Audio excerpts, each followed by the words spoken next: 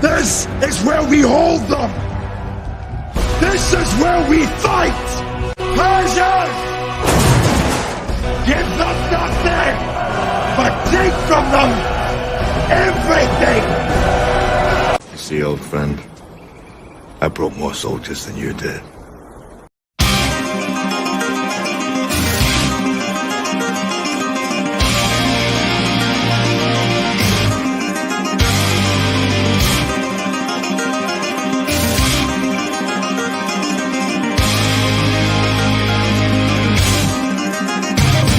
We do not kneel.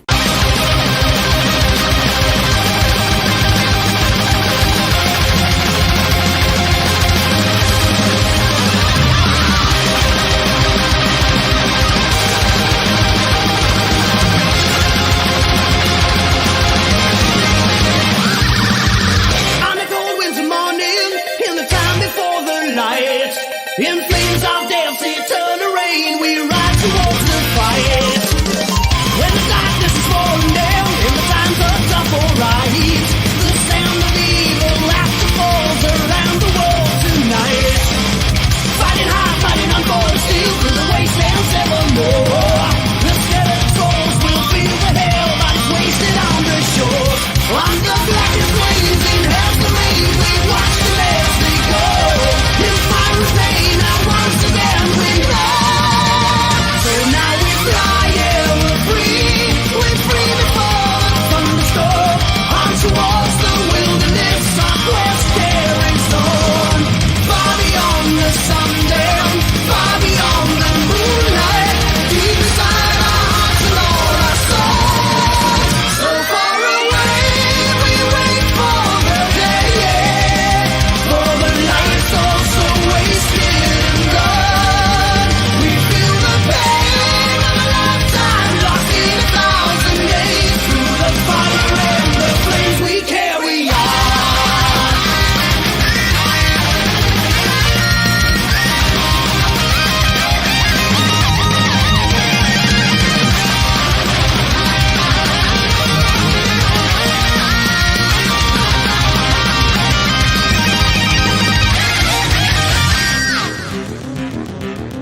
As the red days dawn in, and the lightning cracks the sky, they'll raise their hands to the heavens above with resentment in their eyes. Running back through the mid-morning light, there's a burning in my heart. We're banished from the time in the fallen land to a life beyond the stars. In your darkest dreams, see to believe our destiny is tied. And endlessly we'll all be free tonight. And on the wings of a dream, so far beyond reality, all alone in desperation, now the time has gone. Lost inside, you'll never find, lost within my own mind. Day after day, this misery must go on. So far away, we wait for the day, yeah. For the night's all so wasted and gone. We feel the pain of a lifetime lost in 1,000 days. Through the fire and the flames we carry on.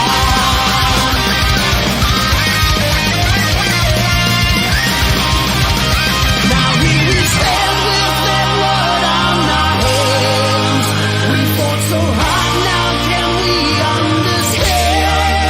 Now break the seal of this curse if I possibly can. For freedom of every man. This is where we hold them! So far away, we wait for the day, yeah. For the night's all so wasted and gone. We feel the pain of a lifetime lost in 1,000 days. Through the fire and the flames we carry on.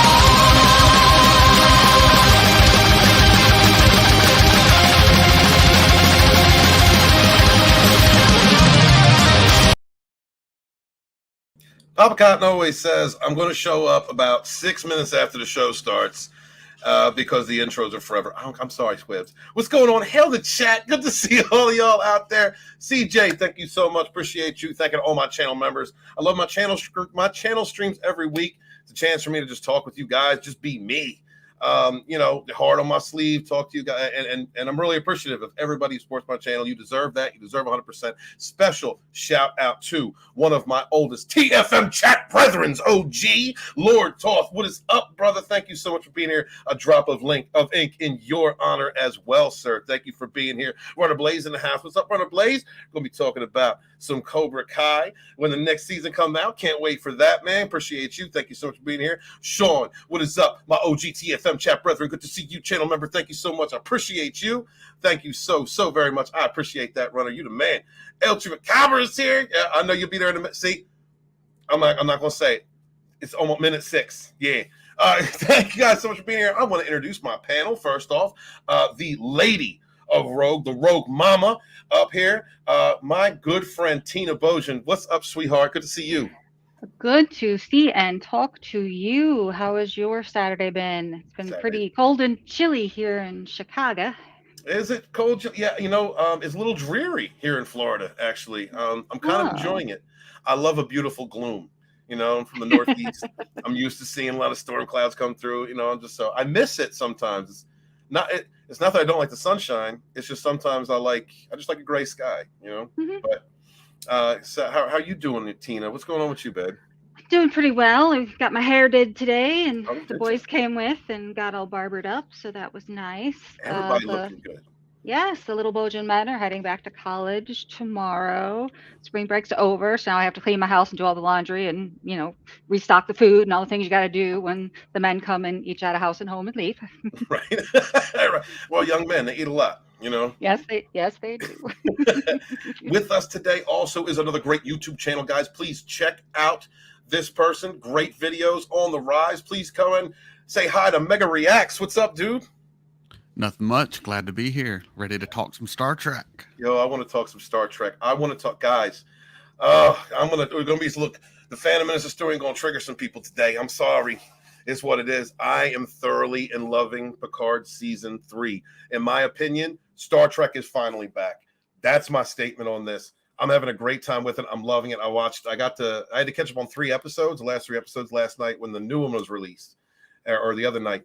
Was the other night or last night? I forget. My days are blurring together. But dude, I'm watching these things back to back, and I'm seeing characters that I love, and the writing is decent. Look, when Beverly said, "Will, did you just throw an asteroid?" and he said, "Goddamn right, I did." I was clapping. I stood up and clapped. I was like, "Yes, that's Will Riker right there." You know, because Will was in the leading up to that. Will was kind of being the safe guy. You know, he was. It's crazy to me how Picard has become, you know, the take a chance, get it done, kind of the way Will was when he was number 1. And now that they've kind of switched roles, like that one point, Picard said, "Will, maybe you should call me number 1." And then you have Will, who's the safe one. You know, he's very safe, wants to protect the Titan, wants to protect the crew. And it was an interesting swap to me. This is the same Will Riker who let his son die. So he is obviously not the Riker we remember. Okay, we're bringing in Kurtzman Trek, and you're right. This is a part of Kurtzman Trek, and I understand that. It's been a difficult thing for me it's been difficult for me. What was at first to like it or to even want to like it because it's attached to that stuff. I'm also noticing that as the series goes on, they make mention of kind of like the events took place in Kurtzman Trek, but they just like let it pass and then keep going. I'm like, what's your feelings on it, Mega Reacts? How do you feel about it? This series? One, they shouldn't even bring up anything having to do with Picard season 1 and 2. They shouldn't even hint at any of it. Just let it all die. We don't want to know. Do not remind me Picard is a synthetic. Do not remind me Riker let his kid die. Let's just move on. Move on from I feel you. Tina, how are you feeling so far about it? Well, we haven't watched season 3 yet, but I have been hearing good things from enough people that we had a choice yesterday between The Mandalorian and Picard, and we obviously chose wrongly. I mean, I love The Mandalorian, the Grogu guy, totally my jam. Love Baby Yoda, but this show is just I don't know what it's doing this season. Really?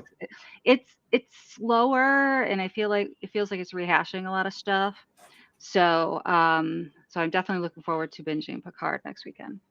My roommate's watching. I mentioned that the member stream is watching Mandalorian, and he's been that's how his feeling is. It's like he's so on the show. So I'm going to give it a watch and see see what I think. But might as well. Yeah, I guess you're telling me, and you're bad take Bojan. You're the one who likes what everybody hates, and you're saying that it's so. Well, you know what? He's been with the kid for too long. I mean, the first season was almost perfect. You know what I mean? Where he finds the kid, saves the kid, gives the kid over to the Jedi. Everybody's happy, and it's all nice and contained. And then, when they decided to bring him back, maybe, I don't know, they just didn't make enough money off the merchandise for the first season alone. I don't know. But yeah, and this third season's been rough. I mean, nothing really great happened in the first 2 episodes, and the third episode took a complete diversion from everything that's been going on with Din Djarin and the kid, and now you're trying to figure out, okay, well, where's that supposed to come back? So unless there's something shocking and amazing happening in the next couple of weeks, it's going to be a little bit of a disappointment. Well, let's circle around just for a few minutes before we get into the Star Trek and talk about that, because Grogu leaving with Luke was the perfect ending to that character. Why would I don't understand bringing him back? That doesn't. Exactly. I don't get it. I mean, it would make sense if maybe they waited a couple of seasons, if the Mandalorian had, that much, planned out. Say, okay, fine. He went and trained with Luke for a couple of years, and now, he wants to finish, hanging out with maybe he wanted to be a Mandalore who's also a Jedi. Who the heck knows? I mean, I'm willing to pretty much buy anything as long as it's sold well, and it's just a shame. Dag, I sent you a link. If you watch Picard, man, come on up here. Let us know, man. Appreciate you. Sent you a link on Twitter. I don't know. Mega, have you watched Mandalorian? I watched season 1. I lost interest about 4 episodes into season 2. Okay. I'm just done with Star Wars for the most part. They're going to have to do something Picard season 3 level to bring me back. Gotcha. Exactly. Yeah, it's about where I'm at. Yeah. I got upset. The Gina firing. The way that Lucasfilm kind of like put through shade on like that great fucking Luke return that we got, like the closest thing we got to Luke Skywalker at the end of Mandalorian season 2. Yeah, I lost a lot of interest, and that's why I didn't watch any of the Disney stuff for a minute. And honestly, it wasn't until Tina insisted that Loki was a good show that I watched that show, and I actually really did enjoy it. I'm looking forward to Loki season 2. So y'all haven't watched any Marvel since Endgame. Wow.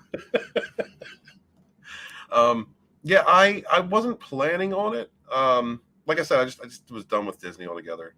But if something's good, I trust certain people's takes on things. Like I trust Tina's takes on things. She's been right on a couple things.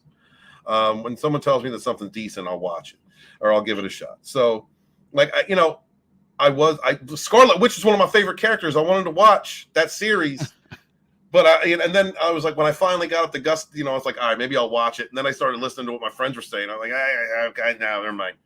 Well, I also think Marvel should have ended after Infinity War. Thanos was right. Yeah. Yes. Thanos was right.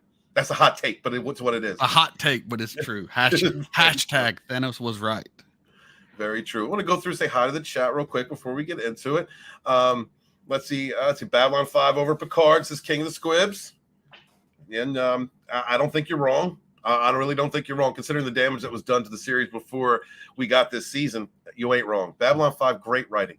Babylon 5 is a show which writing and the actors were so invested in that series that even like the filler episodes are good, in my opinion. I love B5. Now, talking Babylon 5, I just watched season 4, episode 1. I'm so into Babylon 5 right now. It's not even funny. Mm-hmm. It is just amazing writing, acting, the character actors, the plot, everything about it. Season 4, and it feel like everything before it was just prologue. Yes. I mean, it is amazing because the Babylon 5 is a great example of storytelling. The first season itself is it's a prequel, to everything else that happens. And then as the series continues, all of these pieces that you got, all these crumbs, these events in the previous seasons all begin to come together, and it continually gets better.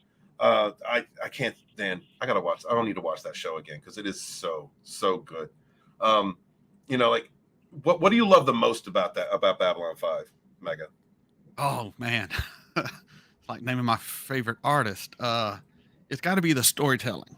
The storytelling, the fact that it's a sci-fi world that reminds me of Star Trek, but is so completely different. I don't know how they did it, but they did it, and it's just the storytelling is just amazing, amazing storytelling. Great. Tina, have you ever seen Babylon 5? I have not, but my husband has, and it's one I always mean to go back to. But my husband and I watch TV so much together, so we spend a lot of time watching things, that neither one of us have seen. That's cool. That is awesome. Tell Mr. Bojan he's another reason why I like him, and tell him you got to watch Little B5. Tina. That series is so good. The writing, the character development. You will identify you identify with like more than one character on at least every character on some level. You will be like, I understand that. I've been through that. I understand. Like I get that reaction or that feeling that person's getting. And Susan Ivanova is one of the most badass freaking female characters of all time. All right. If I ever had to pick like a crew of people from TV or movies to come with me, like as a crew on a ship, Susan Ivanova is on that crew. She is badass. 100% agree. Have you gotten to the point? I don't think you've got. There's this one line, dude. I'm not going to tell you the episode. I'm not going to spoil it for you. There's an episode where she's standing up before impossible odds, and she says, "I'm the left hand of God." She's like looking. That sounds great. She's awesome. I want to say hi to Becky. Becky, your GoFundMe. I need to share your GoFundMe out there. Who mods am I in the chat? What mods do I have in the chat? Can I? I'll get it. Don't worry about it, Steven. Oh, thank you so much. I appreciate that.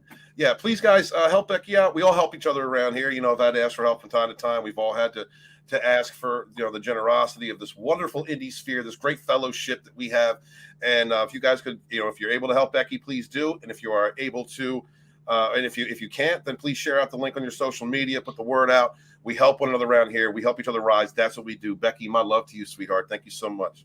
The lovely Sherry is here. What's up, Sherry? How you doing, sweetheart? Good to see you. Thank you. 30 minutes away. I can't get a cup of coffee. Sherry, do you know how many people will be jealous if I can just get a picture with you? Just one, just in the same location. We could, you know what? Matter of fact, just create one. Just create one as if we were hanging out together, like a really good meme. I would appreciate that. Thank you, Sherry. I hope that wasn't too creepy. Thank you so much for being here. What's up, Dega? How you doing, a little brother? Creepy. Sherry emasculates me with memes, okay? So I get a little back, all right?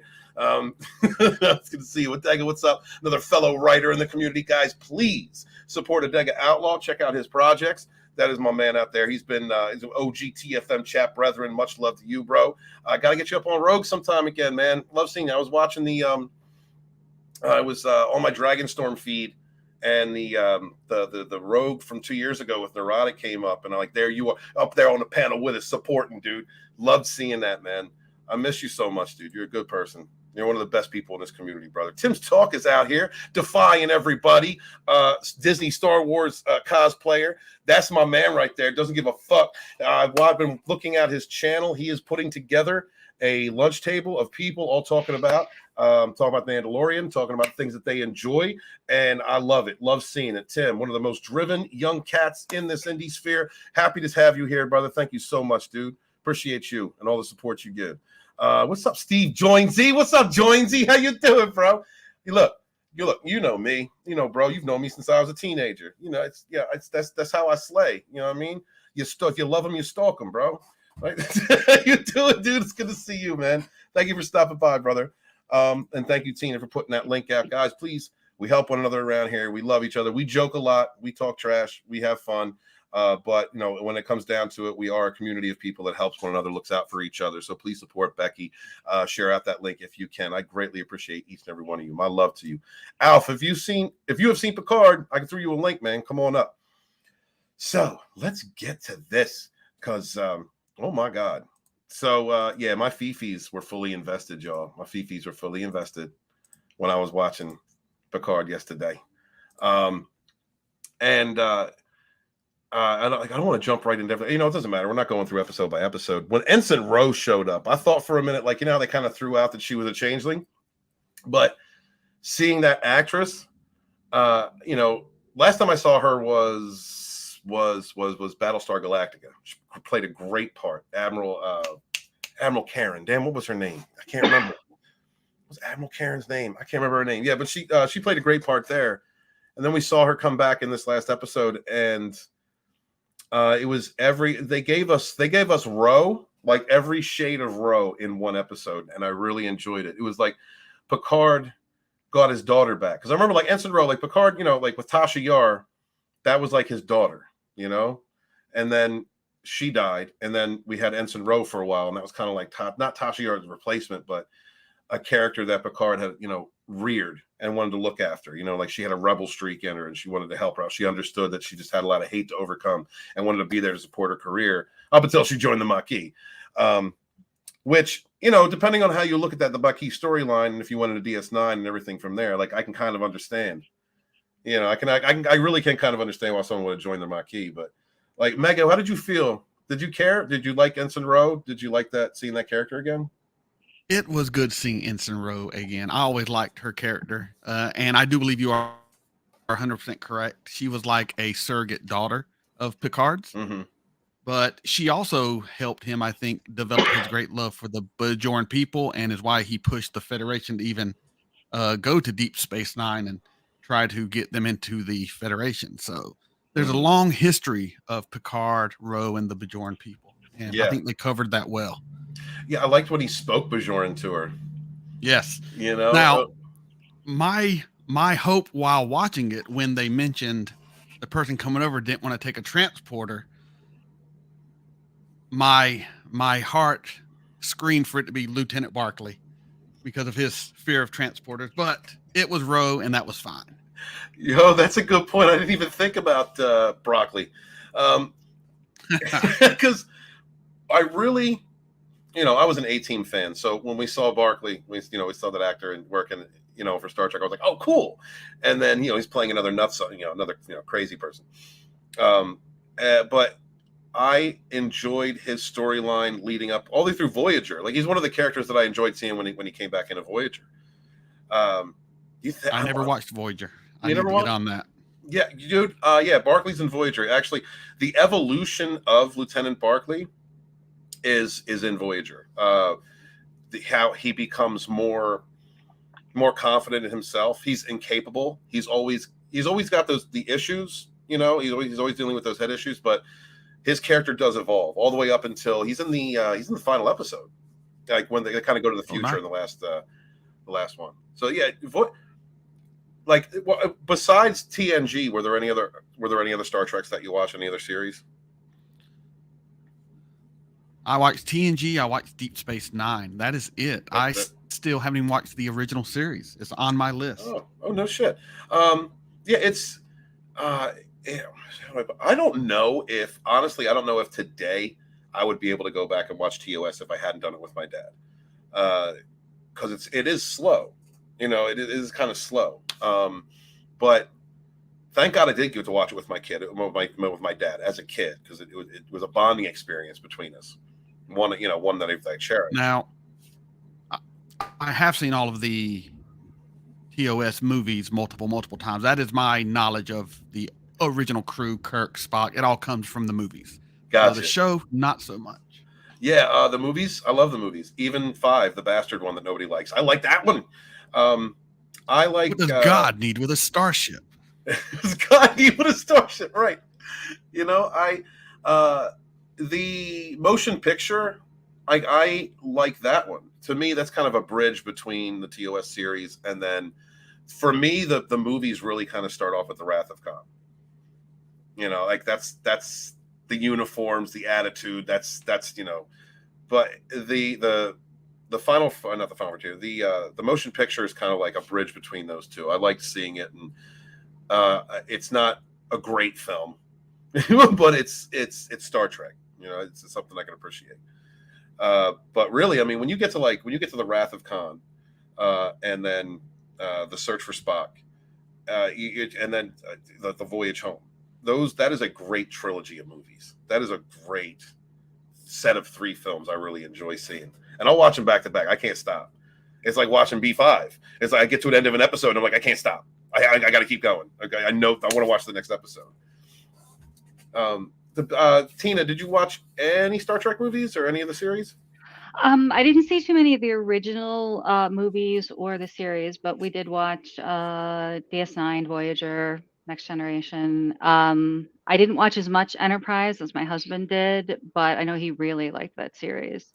And I did try to watch the first couple episodes of Picard when it came out and didn't like it. So it was taking a while to, let everybody else kind of, marinate with season 3 to make sure that it was still, something I want to pick up. Mm-hmm. All right. Yeah. Deep Space Nine is my favorite Star Trek. I love the story because it involves a lot of spirituality. It also lent into because you got to know the Bajorans through TNG, and so it kind of had a backdrop to that story. Also has a lot of elements that reflect of B5, whether you believe that they stole the Bible from B5 and made it or whatever your point, whatever your perspective is on that. I guess I saw a ton of parallels.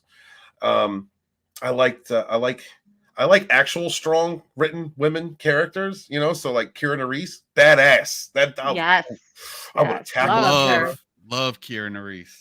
I would have tackled Nana Visitor in a heartbeat. Oh man. Like she would have Kira will make you fight for the pussy. She ain't you gotta fight for that. She got bound. She has expectations, but once you get past that hard exterior, I love the episodes where Kira, first off, the mirror universe Kira, sexy. That woman can play sexy. But the episodes when like Kira's just with her lover, when she was with Vedic Bareil, or like and with the other characters that she got with, like the way that she went from a hard ass fighter to a very affectionate romantic woman was just a great transfer of character, like wonderful vacillation. And the acting range of Nana Visitor was just really on display, especially in those episodes for me. Yeah, I was really happy with the casting of women, especially in most of the first series. I mean, even Janeway grew on me after a while. I love the actress, but I was really upset the first female captain we see in a series cries at the end of the first episode. So that was a little kind of hurt to the old college feminist I was. But but she and the rest of the cast did grow on me. That was, I think, the hardest one for me to get into. But yeah, loved DS9. Loved it.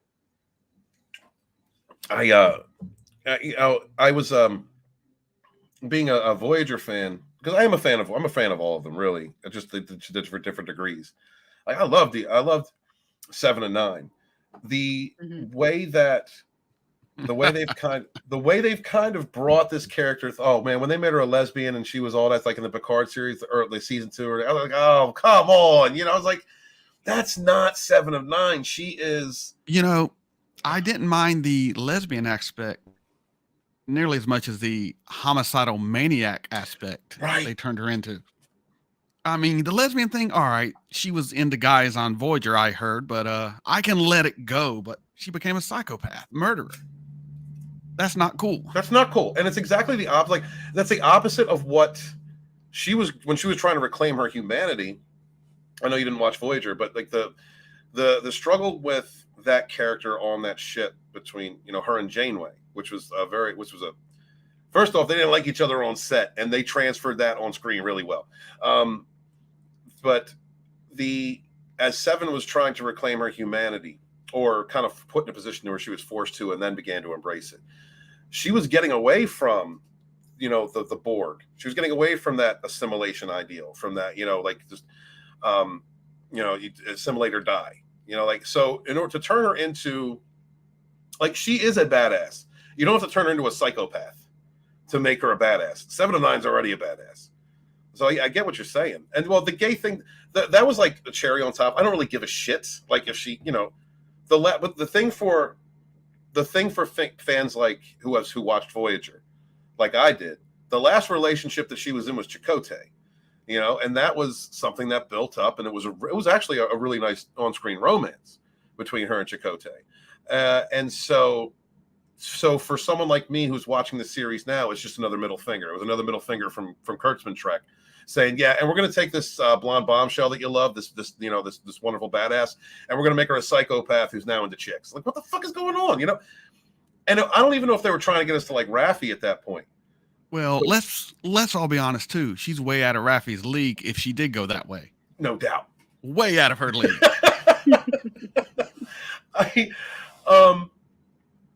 You know what? I got to admit something else, and it's hard for me to say this, y'all. It's hard for me to say this because I didn't want to. When I was watching the first couple episodes, I was like, "Why is Raffi in here? Why is there a Kurtzman Trek character in here? I don't want to see this character." You know. Then Worf showed up, and I was like, "Okay, they're going to pair her with Worf. Let's see how this goes." And when Worf gave that first speech, I heard a lot of people joking about it, the chamomile tea line, and he was like, "I am Worf, son of Moog, House of Martok," and he's going through all his titles, and he's like, "Would you like some chamomile tea?" And I was just like, "God damn, it's so funny." It's great. Having him paired with Raffi has made me like Raffi. I think I'm a fan now. I think I'm a fan of that character. I was praying he killed her this episode. I was praying so hard. I was thinking, yes. This is the moment. This episode will be epic. No wonder everyone said episode 5 was the episode that would bring you back in. He's going to kill Raffi, and it didn't happen. That went through my head too. It would have been awesome. It would have been awesome. Because I'm thinking to myself, this is Worf, right? So they got that training sequence between him and Raffi, and if this guy, I understand what you're saying, Time Prophet, but listen, if this was full on Kurtzman Trek, there was a fighting sequence, a training sequence between Raffi and Worf. Raffi would have, for no fucking reason and no explanation, because she's a whammon, would have beat his ass, would have tricked him, would have knocked him off, whatever the hell. Ignore the fact that a Klingon is twice as strong as a human and all that. But that's 100%. That is not what happened. This training sequence, he was letting her take advantage because he was training her.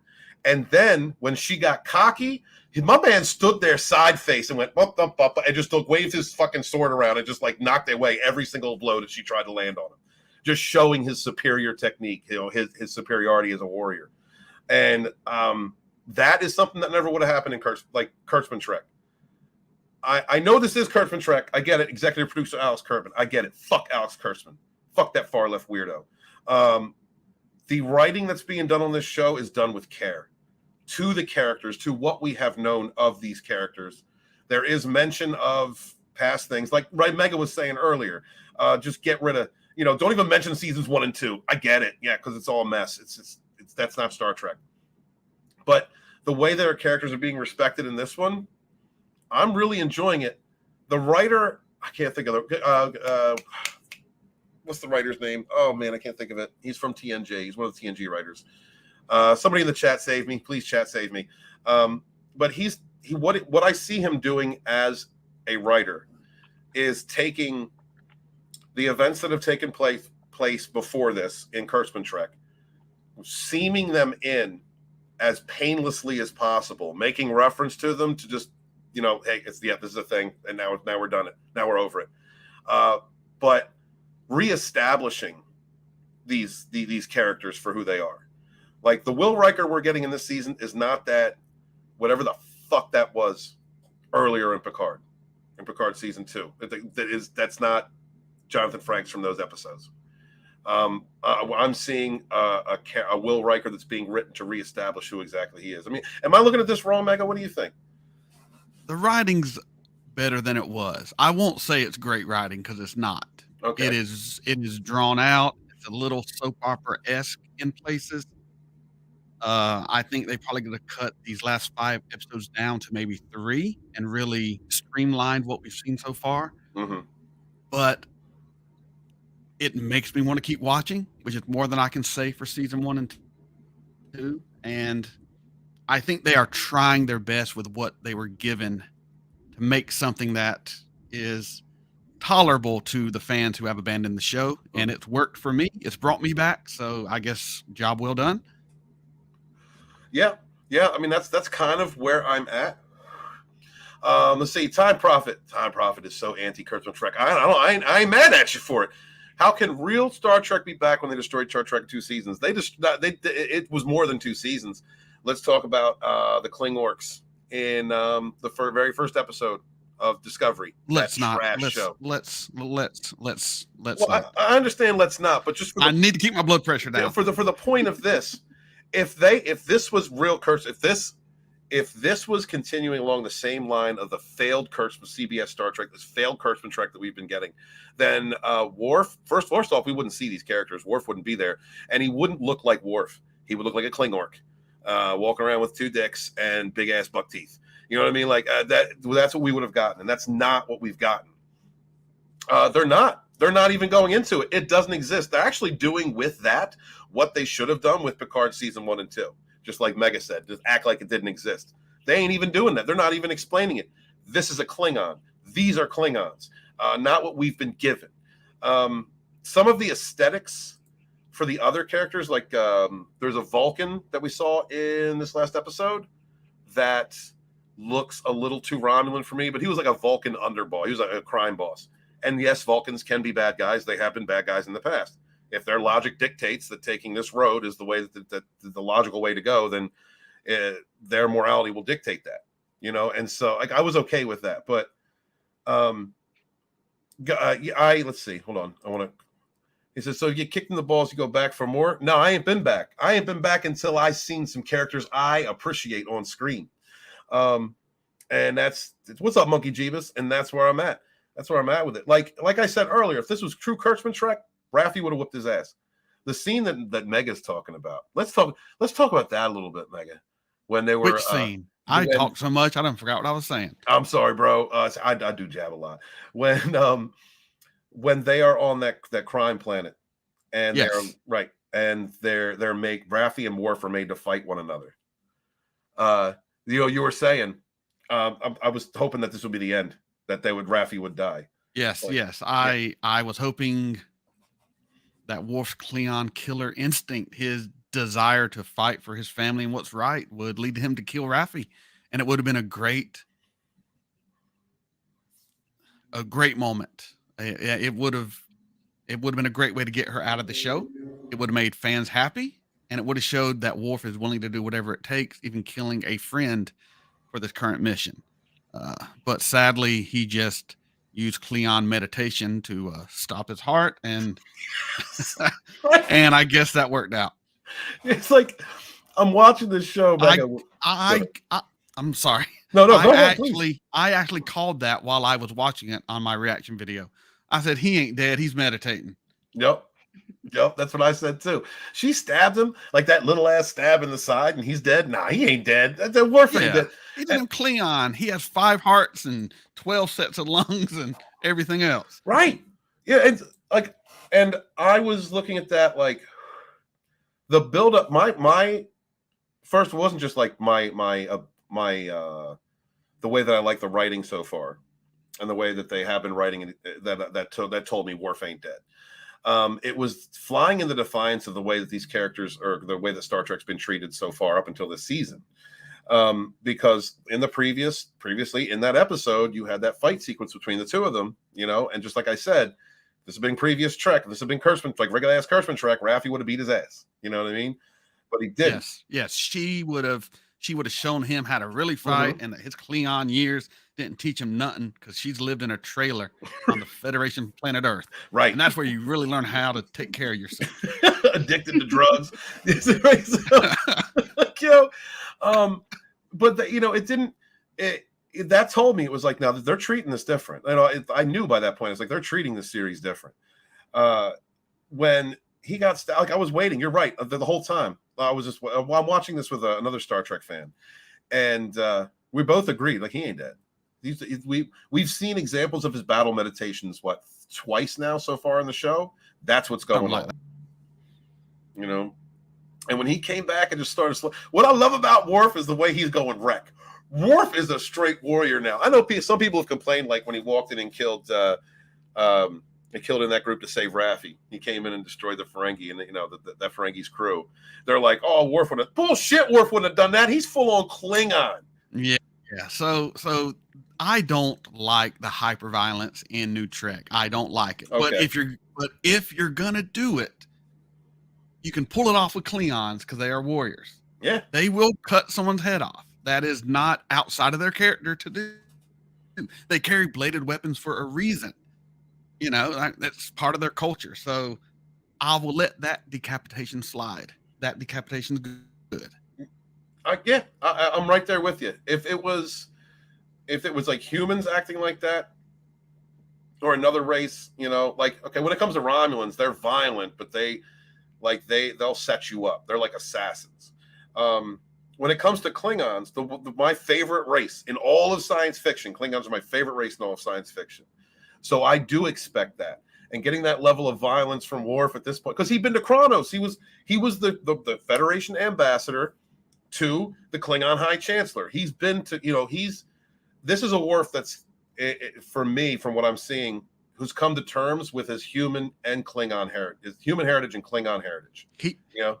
He has held the blade of Kahless himself. He is Worf. Right. He is a badass, and I want to see him be badass. Yes. He walked when Duras killed his woman, Kalar, he walked on that shit. He said, fuck the Federation, fuck everything, and killed his ass. That's Worf. That's what Worf is capable of. What's right is right. I'm going to get this job done. I love Worf. I love Klingons. I love Worf. He was so good in DS9. Mm-hmm. Yes. Great addition. Great addition to a show that didn't need him. Like DS9 could have just been fine without Worf, but bringing him in was great, seeing that continuation. And you know what I really liked with him in DS9 was when Cisco, the episode where it wasn't Jadzia, it was oh god, I can't think of her name. Curzon Ezri. Ezri. When Ezri said to him, Worf is a little intimidated by you. Yes. Yeah. Yo, my favorite captain is Cisco, man. I love that captain. Cisco's my captain. If I had to pick a captain out of any sci-fi show, Cisco's sitting at number 1 right now. Yeah. And you know what? Bring that up because there was the very first episode of Deep Space Nine. You had Cisco, who was put out on DS9, put in the Bajoran space on the frontier, and did not want to be there, and especially didn't want to be there when Picard, Locutus, showed up, to give him his assignment, and that the tension between Ben Sisko and Picard because of Wolf 359. We actually get a reference to that in this show between the captain of the Titan and Jean-Luc. That to me was so well placed. Not only was it so well placed, but it explained to me and explains to. I'm telling y'all, this series, this season is not the Kurtzman Trek we've gotten. This is not, because there is mannerisms in the Captain of the Titan that we have seen, the way that he treats 7 of 9. He refuses to call her 7 of 9. There are dispositions that he has that are explained further in the episodes. He was at Wolf 359. He sees Jean-Luc Picard and he sees Locutus. He sees the guy that killed his friends, the battle that he barely survived. And we actually get that monologue from him, and you can understand why he has, a couple screws loose, and why he looks at 7 of 9 and Picard the way he does. I mean, what did you think of that? What did you think of that interaction, Mega? I like the interaction with Shaw and Picard and him kind of laying it all out on how. Thank you for remembering his name. Kind of, yes, he has kind of survivor's guilt from Wolf 359 that he and 9 others survived in this one pod, but he had to leave his friends behind. So that's been weighing on him, and that's why he hates. Well, I wouldn't say hate, but dislikes 7 of 9 and Picard. I do think a lot of the growth we had, I think in episode 4 with him, was kind of lost in episode 5 when he was kind of whistling and humming about they're coming to get you, Riker and Picard. He seemed a little too joyous and childish after that great previous scene with him and Picard and Himmerling letting it out. Seemed like a bit of a joke, but Shaw is the man. Shaw is fucking great. Shaw's a dick. Like, they make sure you know he's a dick, from the rip. And I actually like that. For me, I don't think it was character regression. That is him being him. I think Shaw was so comfortable at this point, having gone through what he's gone through with Riker and Picard, that he's just himself. Because if you build up to this point and he was like buddy with them, for me, it would have been like, okay, cool, they're becoming friends or whatnot. But him reverting right back to yeah, you guys are in trouble for everything you did. Can't wait to see it. Here we go. And just like being cocky. Fair enough. Fair enough. I also liked. Oh man, let's talk about the changelings, man. The Tina, Tina. All right, so changelings were cool. Right? Did you like the way they transformed in DS9? That whole it was a great ability. In this show, I don't want to spoil it. I'm sorry, we're kind of talking about it, but they have updated the changelings. The changeling, when they transition, they're not positive updates. Oh, you don't like it? You don't like the biomatter looking update? I do not, but I will get to it after you make your point. Okay. Okay. So they have this the new transformation. The way they look is it looks like biomatter. It looks like kind of fleshy kind of matter, which I enjoy. And they have also updated them to where they've evolved to not only be able to mimic another life form, but also mimic the organs. So when Crusher's dissecting one of the changelings, it doesn't turn back into the biomass until the organ itself has been cut. So I kind of like that. The old ways that the Federation had been using to scan for changelings, they evolved to overcome those changes. There, by the way, spoiler alert, in the season, the changelings are back and they have infiltrated Starfleet. Gotcha. So, okay. Yeah. But I think that you'll enjoy that. I'm sorry. Go ahead, make your point, Mega. You don't like it? Oh shit! Here we go. Go ahead, brother. Go in, bro. So one, I don't like the way it actually looks. I prefer the liquid alien aspect of the way the changeling used to look, not the biomass that looks like it smells. I don't care for that. But that is just a minor. That's just a minor issue. You're right, though. So they have weakened the changelings a ton, I think. I always assumed when a true changeling, a master changeling that knows his craft, when they become a human, they become a human. They have lungs, they have hearts. That's how you could even draw blood from them that would then change back into changeling liquid. How could they draw blood if you had no veins? Because in DS9, they could draw the blood. But then when it was separated, it would revert back. Oh, yeah, I didn't think about that.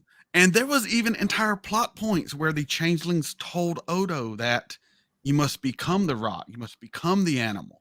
It's not just looking like it. It is, you will think the way it does, you will move the way it does. I always thought changelings that knew how to do it could become a true duplicate. And now the big reveal is they can make organs. Like I always thought they could.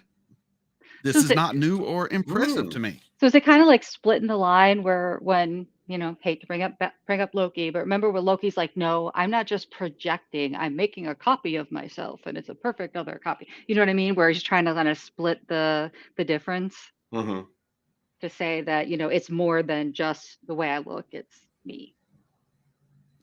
Yeah, something like that, where, when you have a changeling from the Great Link who's been a changeling for, as far as we know, changelings live for thousands of years, that they could master their craft to the point they could fully duplicate a life form. I mean, we have seen changelings turn into rain, into mist. We have seen them turn into space creatures that can travel warp and travel the vacuums of space. Changelings can do that. And you're telling me replicating the internal workings of a human is more complicated? I think not. I didn't even think about it like that, Megan. Oh, I went deep into this episode. Tell me more about your thoughts. Oh shit. Do I have any thoughts left? Let's think. That's really the big issue. Plus, so I'm also thinking they cannot change on the fly anymore. You have phaser fire coming at you. You open yourself up, you make a hole. The phaser fire goes right through you. Right. You can hide on a glass surface and look like the glass. We've seen Odo do it. Like, there are so many powers changelings used in DS9 that they either cannot use now or the writers forgot they had. Yeah. I don't know which, but the changelings to me seem downgraded. So maybe the splinter cell cut off from the Great Link. Maybe their powers are weakened. Maybe something going on there. I don't know. Monkey Jeebus says maybe they needed to become more organic to fool the tests. I mean, well, go ahead. Maybe. I'm sorry. Go ahead. No, I've please. talked enough. No, please. No. Okay. All right. Well, yeah. God damn it, Megan. No, go ahead, brother. Go ahead. I was just going to say they could pretty much fool most tests in DS9. So maybe they've made better tests. I don't know.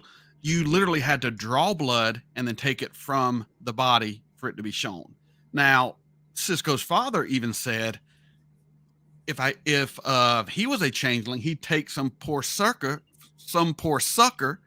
drain his blood, hold it in a little holding pot in your changeling body, and you can spit it out on demand. A changeling could do that. Why couldn't he? So the tests, I just don't buy any of it. That bothers me a little bit. Okay. I can see where you're coming from with that. I didn't know. I get riled up talking changelings.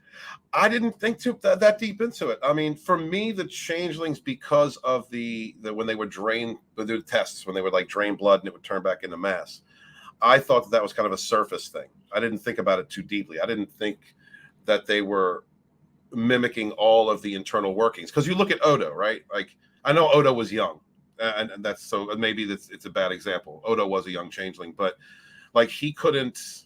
You would think if a changeling could mimic all the internal organs and the workings and all that stuff, then they would be able to eat. They would be able to drink. They would be able to take a shit. You know, like that they would be able to do that. Odo couldn't even do a face. He is an amateur. Yeah, he's amateur. A true artist changeling could probably eat, drink, shit, could probably replicate the entire organic process. Now, do I have any proof of this? No. I might be just talking out my ass. But that's how I always thought the true changelings were. I mean, Tina, what did you think of changeling powers? What did you think the extent of them were? I think I have to agree about the being able to truly mimic the full form. Okay. When it comes to like master changelings, because we saw them do it.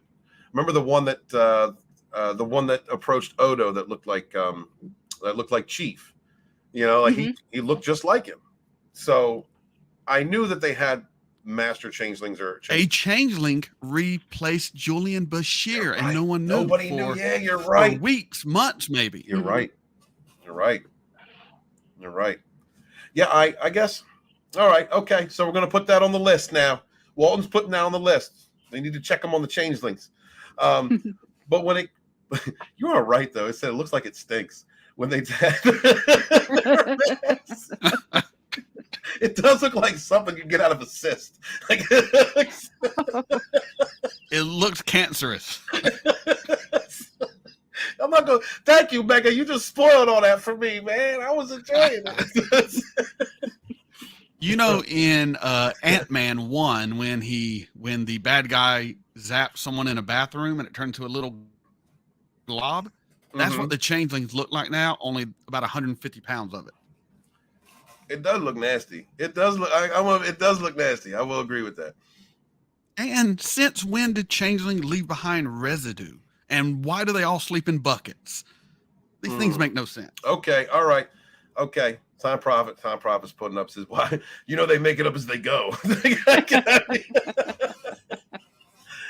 Touche, Time Prophet.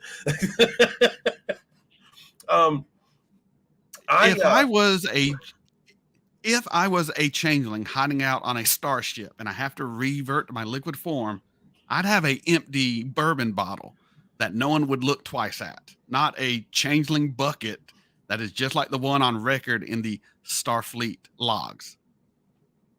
That's a good point. Okay, good point. Yeah. Makes no sense. Monkey Jeepus says, I think the Federation learned what they were made of, so they had to change the organic makeup to hide. So we are talking about a group of changelings that split off after the Accords, after the peace treaty. All right, so this is not the main. They aren't from the Great Link. So maybe they're so radicalized that they have evolved or changed their methods in order to infiltrate. That's a possibility. It's a possibility, Monkey Jesus. Let's talk. You know what? Let's talk about Jack. Let's talk about Jack a little bit. So, Picard's I have a whole theory on Jack too. Oh, really? Well, please share. Oh, yeah. Please share. I think Jack is either being called by the Pa Wraith or has a Pa Wraith within him. Dude, I thought he's got those red Ducat eyes. Uh-huh. Uh-huh. Uh-huh. And he's having the visions. And who would the changelings blame for their loss in the Alpha Quadrant, if not the wormhole aliens who basically snapped their entire fleet out of existence, coming from the Gamma Quadrant, cost them the war. So who would they want to team up with to bring down their enemy? The Pa Wraiths. If they're bringing the changelings in, and if you're right, if a Pa Wraith has possessed or infect or Jack, or what? I mean, do you think we'll see Cisco?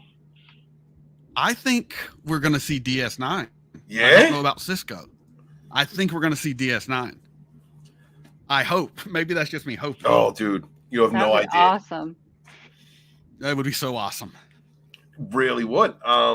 Yeah. Why not? I mean, we're getting a lot of characters from different series in this show. Of course, it's focused on the TNG characters, the TNG crew, which it rightfully should be. Like I like seeing 7 of 9. I did not expect the changelings to enter this scenario. Did not see that coming.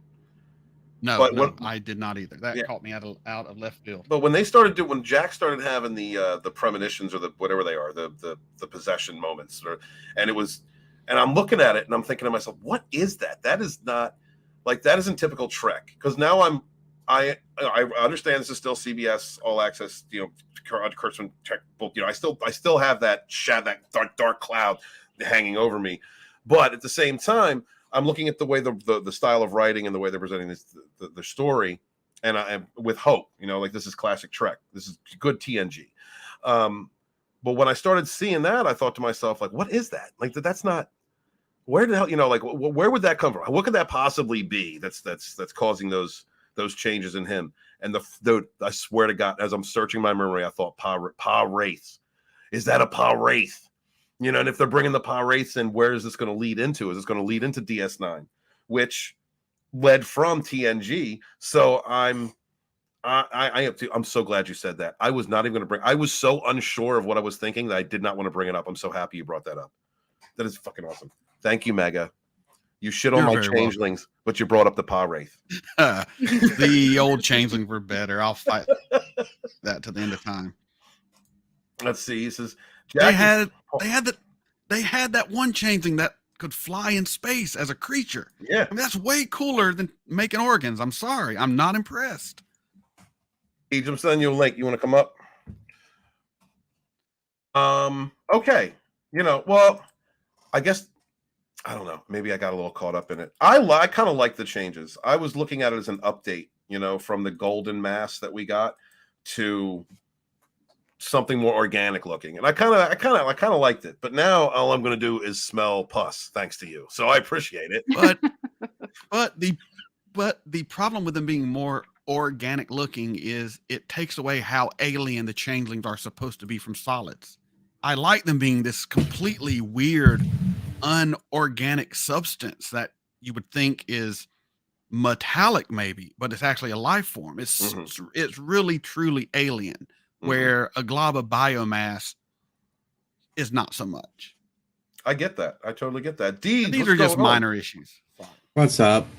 I'm not buying this Pa Wraith thing. You're not? Nope. I think he's part Borg, and it's the Queen Jurati calling to him to be her locutus. God, they better not bring Girardi into this shit. Really? Yep. And any clues or anything that led you to this conclusion? I just got a feeling, since she was like the whole big thing last season, they're going to tie that all up at the end of this, because Picard's going to get killed off and his kid is going to take over like the new Locutus to keep the peace with the Borg. That's interesting. I kind of hope they don't tie it up with the previous seasons any more than they already have. You know, like any of the recognition that they've done, like the Picard's like synthetic and all that trash. You know what? I got to ask you this question, Deej. How are they going to bring Data in? Not going to be Data. It's going to be lore. Yeah, I agree with you. Lore's going to be the AI that's running the show there at Daystrom Institute. They broke him out of Daystrom. You're right. Lore was in Daystrom. Yep, that is what I think they truly took. Not the weapon, but they took lore. Lore would tie in with the Borg. Damn, Deej. Nice. Oh, I got one better for you. They're going to bring Moriarty out of the holodeck to beat Lore, because he was created to beat Data. So he could beat Lore in theory. You're the bust out Moriarty. They're busting out Moriarty, baby. They already know Moriarty's in this, so. And they have already introduced the portable holo emitters, so we know that's in this show too. Yeah, that's a thing, right? It's been a thing. It was with the Doctor from Voyager. Oh, yes. The Doctor got his from the future, and he was the only one that had one. But now they're showing that everybody else has one. Okay. Damn. It's a good theory, dude. Nice, man. Thank you for bringing that to our attention. I appreciate you. Deej, let me ask you, because we were just having a heated debate about the Changeling. What do you think of the new Changelings? They suck. Smart man. And why do they suck, Deej? Because A, they can't form organs. B, they don't keep a shape after they die. That's just stupid. That's just lazy writing from somebody that had no idea what a changeling was. So they're like, okay, we'll just do it this way. Oopsie. Okay. You don't think it had anything to do with them trying to construct it along with the plot?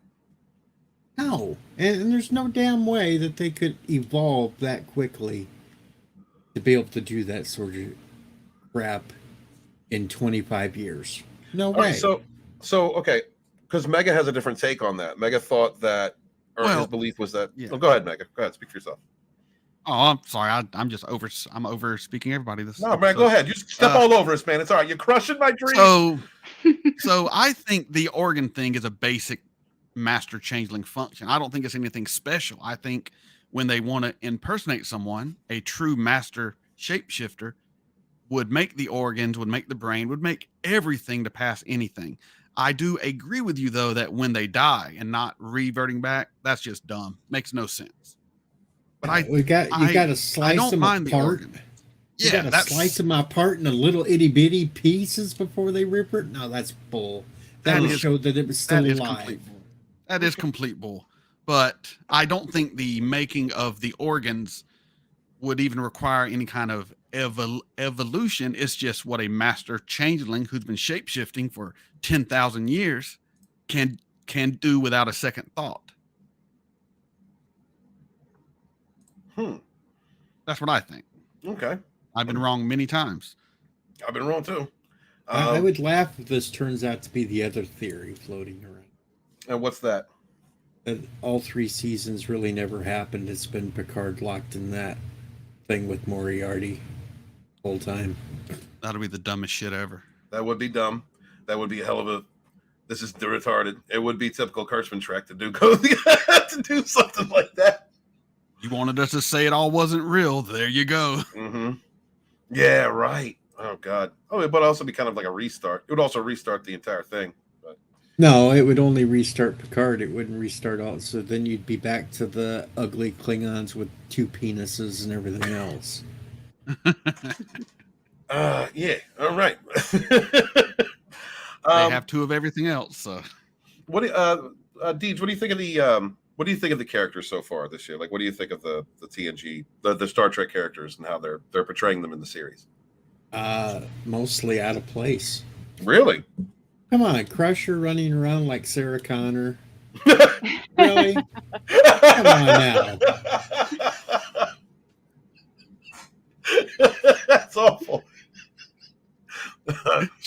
I'm not even talking the good Sarah Connor. I'm talking the Genesis crap and everything beyond that. That's only because they're both old. Deej, you're bringing me down. You're bringing me down, man. Well, of course I'm bringing you down because I'm actually watching this and picking apart everything in it. Because this is nothing but past TV shows and past Star Trek movies rewrote and smashed together into a 10-hour series. That's all this is. God, I'm enjoying it though. I have to be honest with you. I didn't want to at first, but I am enjoying it. I like the My God, so am I. Damn blatant rip-offs from The Emissary, blatant rip-offs from Encounter at Starpoint, blatant rip-offs from Star Trek II, The Wrath of Khan, for crying out loud. Yeah, I know, and I love it. It's all it feels like Star Trek. I know I'm being manipulated, and I don't care. I don't give a shit because this, to me, the course correction. I see a course correction here. I see a recognition that what they have been doing is god awful. People hate it. It's not generating. Nobody's going out and buying a Discovery ship. No one's putting those models together. You know what I mean? Like the fan base that's been generated by Kurtzman Trek is not faithful. They're not loyal. They don't care about this shit. All they care about that is their messaging and white man, straight man, bad. That's all they care. So we are getting. In this series, I am getting a story that involves things that I have loved, things that reminded me of Trek, things that I like to see. And the way that it's being presented to me, I like it. I truly do like it. I'm having a great time with it. And I understand I understand the gripes here and there. And if I wanted to pick it apart and pull it apart, I definitely could. I could be there. And I'm not judging anybody that is. I'm not judging anybody that like Time Prophet out there holding the line. I'm not judging anybody who's looking at this through a lens that is through a critical lens like Deej. I am not. I do absolutely. You love what you love. You don't like what you like, and you look at things the way you want to look at them. But as for me, I am enjoying this series, and I think that there are many of these attachments that we're getting, what some people call member berries. Many of these elements are put there for me. For us, for the fans, constructed together. These aren't member berries, though. These are member watermelons. Oh, they are. They're dropped all over me, and I'm loving them. I'm smashing them like Gallagher. I'm putting holes in them. The only thing I enjoyed about this latest episode was a fellow YouTuber that I hang out with and talk with, and everything else was in the damn episode. That's it. Oh, he was in this one? Yes, he was in this one. Where was he? What was he? He was one of the freaking Vulcan thugs. For real? What's can you say your YouTuber's name? The YouTuber's name? Yeah, Philip Gaming. Philip Gaming was in this episode. That is incredible, dude. Congratulations, Phil. That is incredible. I can actually find. Yeah, bring up a picture. Please do. Please do. That is freaking incredible. Yeah, man. Hail Soul Assassin, right? But at the same time, don't shit on it. Don't shit on what other people don't. You know what I mean? Like, don't criticize other people's opinions because their opinions are valid too. I get it. I've been screaming "fuck Kurtzman Trek" for years. I got an entire chapter in Phantom Menace Volume 2 written by Lord Doomcock. Hail, Lord Doomcock. That's about tearing down Kurtzman Trek, rightfully so, because it's garbage. This is the very first time I have watched Star Trek since Enterprise. Well, I will admit. The JJ movies, the first one, because it was set in an alternative timeline, I was able to enjoy them. I did like the acting, and I did like some of the story elements in that one. But it's really the first Trek that I feel like I've gotten since Enterprise. He's the one clear over on the far right. That is awesome, dude. Congratulations, Phil. Incredible. So he got to finally live his dream out to be in a Star Trek series. Well, and he got killed by Worf. That's pretty impressive. Yeah, and he got killed by Worf. Right, he got killed by Worf. Yeah, that's awesome. I got one other picture I can bring up that's clearer Please of him do. in the outfit. Time Prophet says, I even like Nemesis, but I won't watch this. There you go. This is him. He's been holding on to this picture for 2 years because they filmed this like 2 years ago. Oh, man. Congratulations, Phil. That's great. That is great. Fucking A, man. Congratulations. Guys, yo, man, put a hashtag out there. Congratulations, Phil. So throw that out to Phil's Twitter. That's incredible, man. That is so awesome. What do you, oh, Deej, what do you think of Worf? Okay, let's just get it off the table right now. Hold on. The hair doesn't make sense. The hair doesn't make sense. No, he's freaking middle-aged. It shouldn't be all white. Right. Yes, it doesn't make sense, but I love the artistic choice of it. It looks good and it makes him stand out. So I'll give it a pass. Okay. I perfectly acknowledge it makes no sense. He's like a 40-year-old in Cleon age. Mm-hmm. But it looks cool. Yeah. I'll take it. Martok was older than he is now in DS9 and still had jet black hair. And what about Kang and Kor and all them? Right. Yeah, right. Yeah, right. Because they weren't silver haired. They had gray, but they still had some color. Yeah, and they were around since Kirk's time. So they were 150 to 200 years old. I love those episodes in DS9, man. I love seeing them. You know what? I love seeing them as like modern Klingons, you know? Like the explanation that we got in Enterprise, which was great. I totally love the augment explanation for the TOS Klingons. But seeing them in full modern Klingon makeup and garb was great.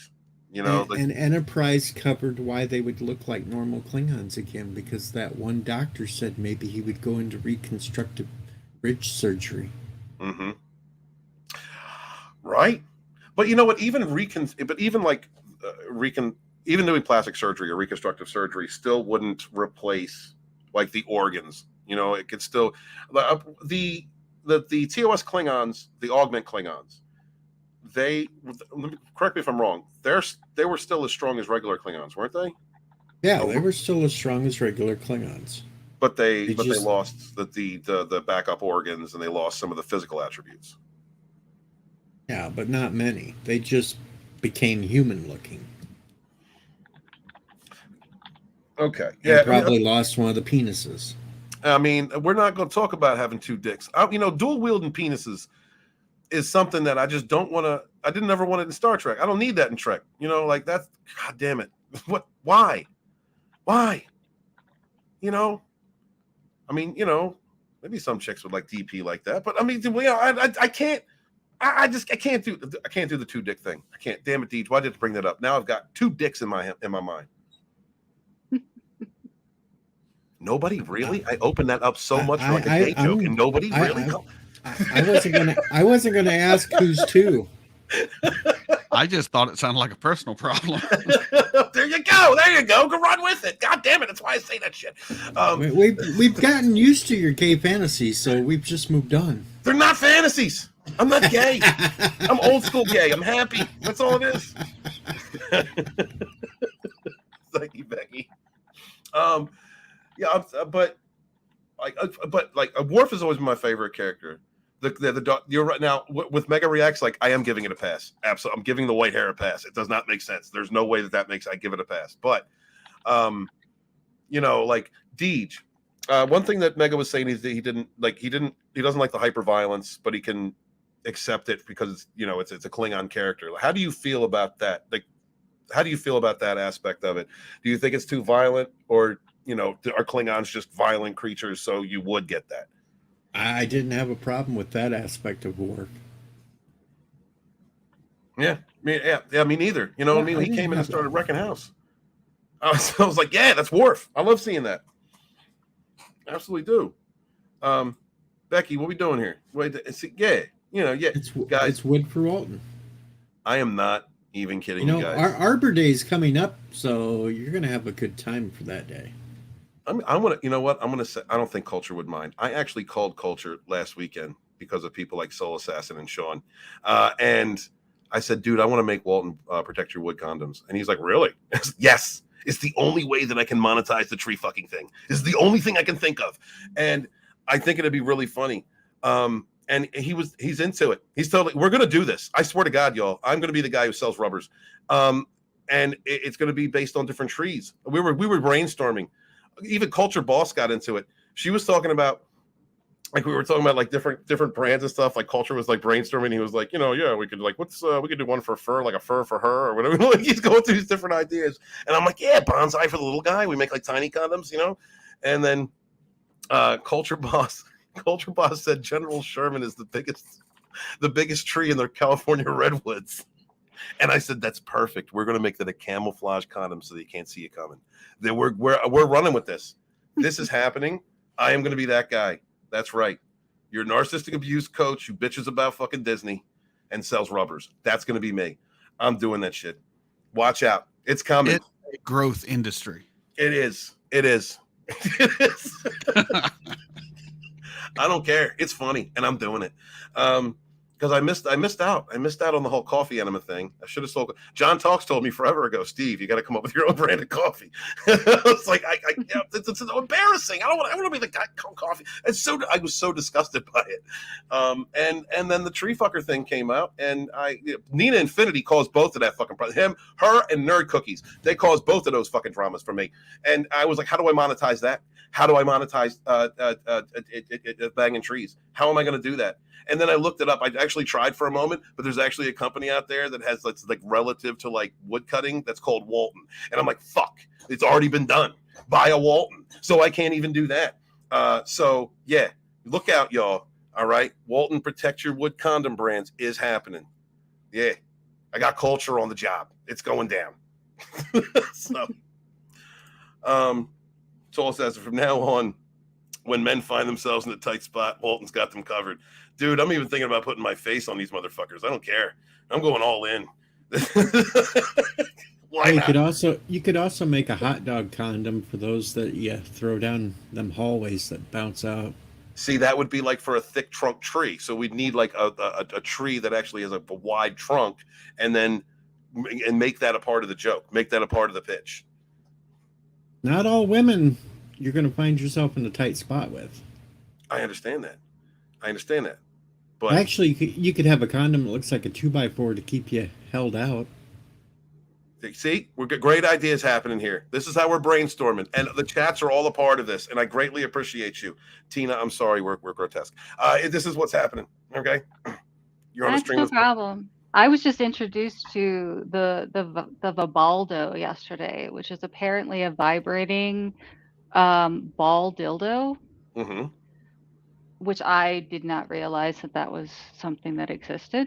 That's a thing? Was it like an egg? You like put it in your hoo-ha? And then No. You as the male put your testicles inside this device that remains erect, and apparently it can now vibrate, and that you can use that when you're having either hetero or homosexual intercourse, and you don't have to worry about maybe if you have ED or some other, or you finished and want to keep going. And apparently the Baldo existed for many years, and they're now introducing a vibrating version. And that was my exciting, dick conversation for the week. I appreciate you, Tina. Thank you so much for that. Yeah, it's pretty interesting when you have two relatively scientific young college men that you birthed that now come home and tell mommy about these wonderful things. So I'm saying not only can you get a Hummer constantly getting hummed, but you can also, still perform after, the slippery one got out. That's great. I appreciate it. Soul Assassins, come on, Walton. Tina's friends with people like me. Nothing shocks her. There is that. Soul Assassin, I love you. What's he say? Author Steve Walton, if you were asked, would you appear in a new Star Wars Ewok series? Yes, absolutely. Well, let's not talk about stupid Ewoks. There's an Ewok actually named Deej. Is there? It's Wicket's dad. You're Wicket's dad. Nice. That's great, Souls. How do you feel about that, Deej? How do you feel about that? I've hated it ever since Salty Trucker pointed it out, and he still has not let it go. Hail, Salty Trucker. Good shit. I show up in one of his streams, and he goes, "The Ewok is here." I would farm Ewoks for their meat. Really? I hate those little bastards. Dude, they're dangerous. Dude, if I play Star Wars, what's it called? Battleground. Shit, I can't remember the name. It's been a while. But you can be an Ewok as like a special character, and those little bastards are vicious. Just saying. I would send a golden droid down there and become their new god.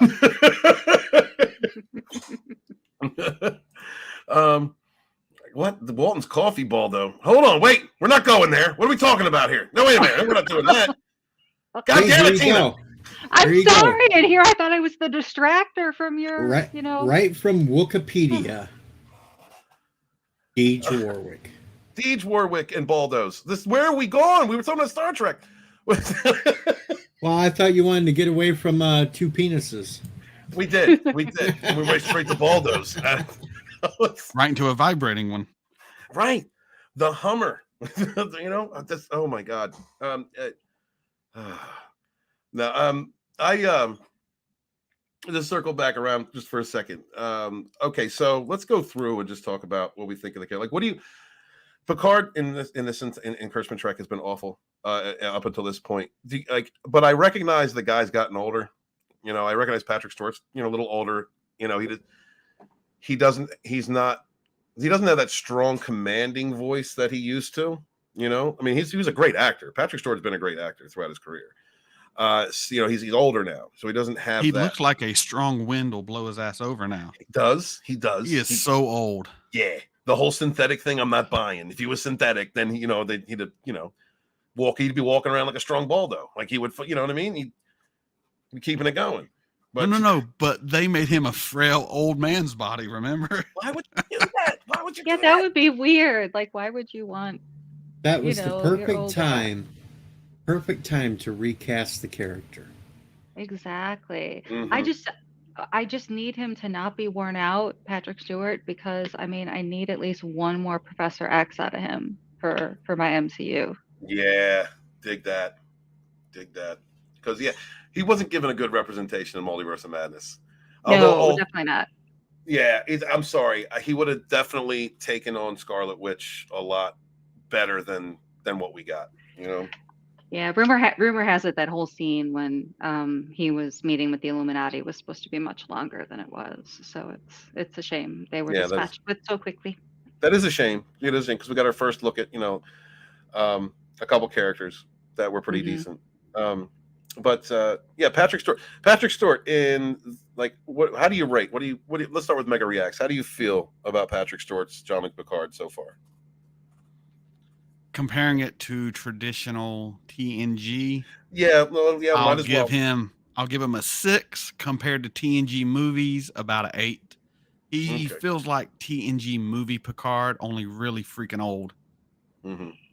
But he's doing a good job. But my God, he drains the energy out of most scenes he is in. The only exception was the one with Commander Rowe. That scene between him and Rowe was fantastic, and for 5 minutes we got a glimpse of TNG Picard, and I loved it, and it just made me remember how much I miss what he used to be. Yeah. I'll add on to that. I think that not only that scene, but the one where he was confronting Beverly when they had the talk when they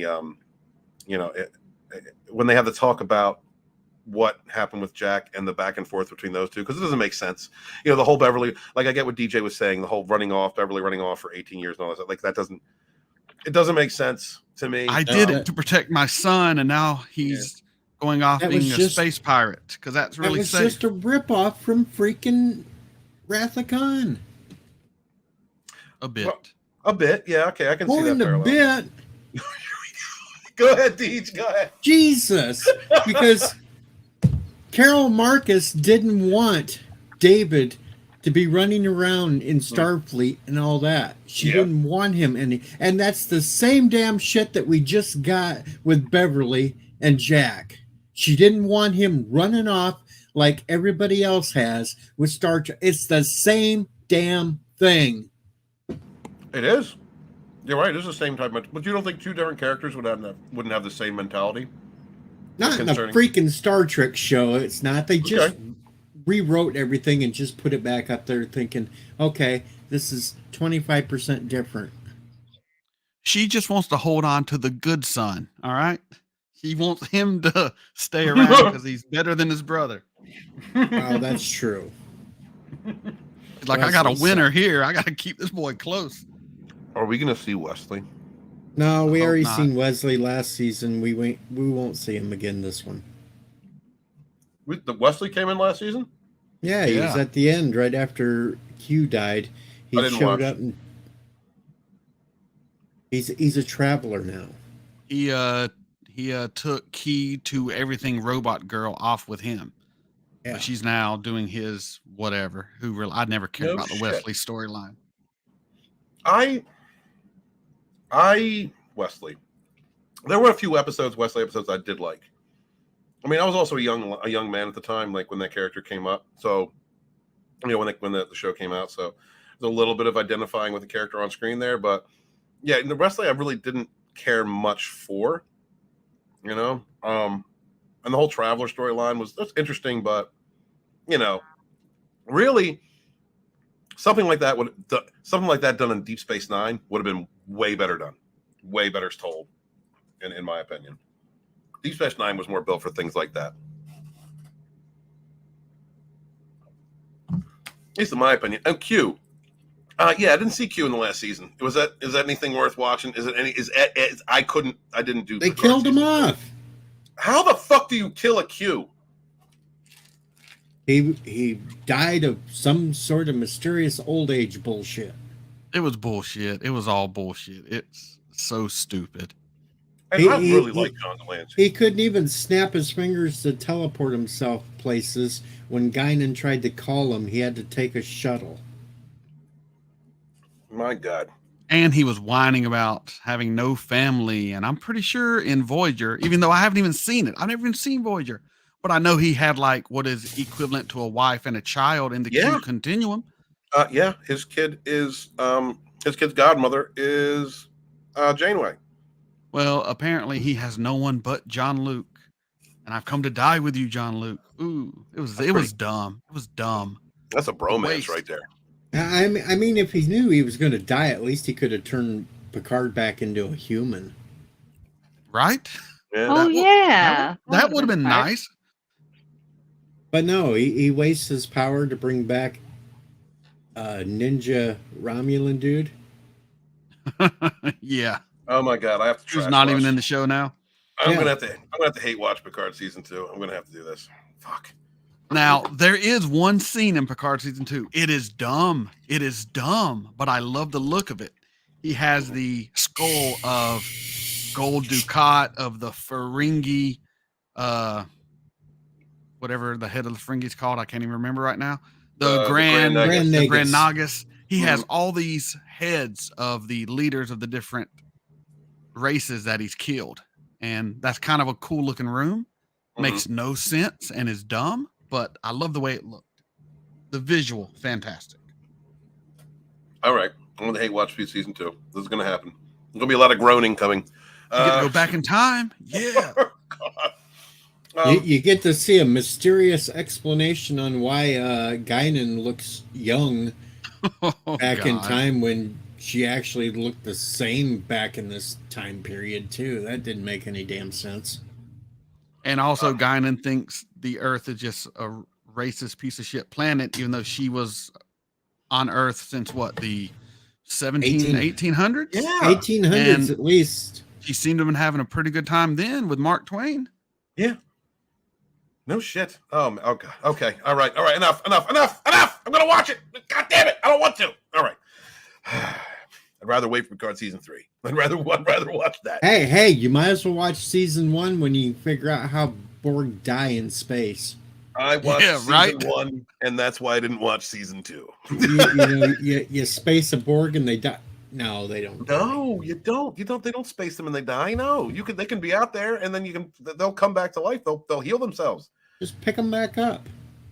They'll thaw out. Is there any other points you guys would like to make about Picard season 3 before we end the show? Any other characters or points or things you like, don't like? Let me think. Deej, I know you got like a list. I would have to stream for a couple hours to go over my list. All right. Well, actually, I will say I'm pissed off about one thing. If they were going to bring back characters like Ro, they could have at least brought back Denise Crosby as Sela. As Sela, this would have made a hell of a lot more sense if they were going to end everything with rounding it off with the Romulans that mysteriously at the end of season 1 were all bad and then they just disappeared somewhere. Right. Yeah. They could have brought her back as the main antagonist. Yeah. Yeah, I hear you, man. I hear you. What's let's see. Oh, guys, if you could, Tina, would you be able to share out a link one more time for Becky's GoFundMe, guys? Absolutely. Thank you. Sometimes we get caught back. Sometimes we need help. I mean, I've had to ask for help, and you guys have been good enough to help me out with that. And thank the gods, because I wouldn't have made it through some of the bad times that I just went through without your help, and I greatly appreciate you. I got some good news, Walton. Oh, yeah. Well, what's going on? I got my truck fixed. Fucking A. That's great. Good for you, man. We're going to next week, Deej, come back. All right. Come back to the show next week if you got to. You have time? Yeah, it's a Saturday. I'll be free. Yeah. Okay, cool. Come back next week because we're going to promote that thing. That's good because how I got this fixed, it's going to kill me all summer long. No, it's not going to, because we're going to get you in a Slave Leia costume. We're going to make this goddamn GoFundMe happen. So thank you guys so much. We appreciate you helping out Becky. You know, like I said, we all go through tough times, and sometimes we need help. If you guys can give to her, please do. If you cannot, share out on your social media. Let it be known. We help each other around here when we, sometimes we fall. So that's not our fault. We need help. And that's one thing I love about this fellowship, about this community we have. People do, when they can, help one another. And it's a lot of love between each other, no matter what we enjoy, no matter what shows we like, no matter what our stances are, political, religious, does not fucking matter. When we step in these chats together, we are family. And I greatly appreciate this family coming together and helping one of our own. So please help Becky and spread the word. If you can give her a hand, please do. If you can give her any money, that'd be wonderful. If you can put it out on your social media, I'd greatly appreciate it. That's what we do around here. We help each other rise. Mega, any last words or anything about the show you'd like to share? No, I think we covered pretty much all of it. Just ready to see where it leads. Hopefully we get some DS9 in this season. It would make my day. Other than that, nothing else to say. Beautiful. Tina, thank you for coming, honey. I know you didn't have a chance to watch the show, but if you get a chance to watch some of this week, we'll talk next week about it. Oh, definitely. I'm glad you guys reviewed it, because now I'm looking more forward to it than I was. It's worth it, Tina. You're going to get shit for liking it. Just do it, girl. Do it. You're used to that already. Yeah, it's like, I'm used to getting shit for liking stuff. Yep. And if you discover... come on. She's wearing Cubs. We take shit about that all the time. That's very, very true. Us Cubs fans are used to being talked dirty too. So yes, we are. We spent 100 and some years before we got something to be proud about, and now they're telling us it's going to be another 106. Yeah, I don't know. They're looking good in spring training though, but then they do every year. It's just spring training. Thank you, sweetheart. I greatly appreciate you being here. Let's go around the horn and let everybody tell you where they can find you. We will start off with my rogue sister, Tina Bojan. Tell me where they can find you, sweetheart. Well, when I'm not hanging out with my awesome rogue friends on the weekends, you can check me out on Wednesday nights on Sporky News Podcast. We talk about all kinds of fun stuff. And lately, with Mr. Walton here, we've been doing Mayor of Kingstown, which I absolutely adore. I think it's probably my favorite show on television nowadays. So looking forward to that last... so we finish off the next season if we're able to. And I believe we're having a special guest this week, so you will want to check us out. Yeah, absolutely. Tina, thank you for when my internet went out. Thank you for taking over last week and helping to direct the show. I greatly appreciate that, sweetie. Appreciate you. Always happy to help. Yep. And please show up. Yes, this week we got Ryan Cannell coming through on the Wednesday show with Mad Dump. So please come check that out. Looking forward to that. And we're going to have some more special guests every other week. And I hope you guys come and enjoy. Please subscribe to Sporkin' News Podcast because he needs it. You know, he's lost his hair and he's losing his mind and he really needs a lot of help. Next up is a great friend of the channel, Mega Reacts. Tell them where they can find you, brother. You can find me at Mega Reacts on YouTube, Odyssey, or Rumble. I do movie and TV reactions. I'm currently focusing on The Expanse, Picard, and Babylon 5. Beautiful. Thanks, Mega. Appreciate you being here, man. If you're able to come back next week, let me know. Always a pleasure. All right. And finally up is the giant pig package himself. You said the damn word. We are going to get this brave man into a slave Leia costume. We are going to fund this. And what's going to happen? All right. The whole community's behind it. We're going to Drew Taylor is going to, the little Filipino is going to wax his ass and balls. And we're going to get Shellback and Pickles to stand behind him bravely as he stands up stunning and brave before the whole community. Wearing this embarrassing outfit for money. What a man in the Phantom Menace will do for money. If you think I'm going to get my butthole waxed, you better bring a whole bunch of people to hold my ass down. That's why we got Shellback and Pickles. That's they ain't big enough. Han Star's going to come. They ain't big enough. We're going to get Han Star. We're going to get Chris Knight. All the whole community, Deej, is going to be standing behind you bravely, looking at your stunning example of what a man will do to make up money. You're a shining light in the gayness of the world. I'm an idiot. Let's just put it that I'm an idiot. I'd do anything for the right price. DJ, tell me where they can find you, brother. You can find me over on my channel, DJ Odyssey, where we just do like random streams where we get up and BS and talk about everything going on. We are doing Jackbox Game Night tomorrow night at 9 Eastern, 8 Central, because Name That Tune is over on Hunstar's channel for this season. We had last week the finals. Shifty Gizm actually won it.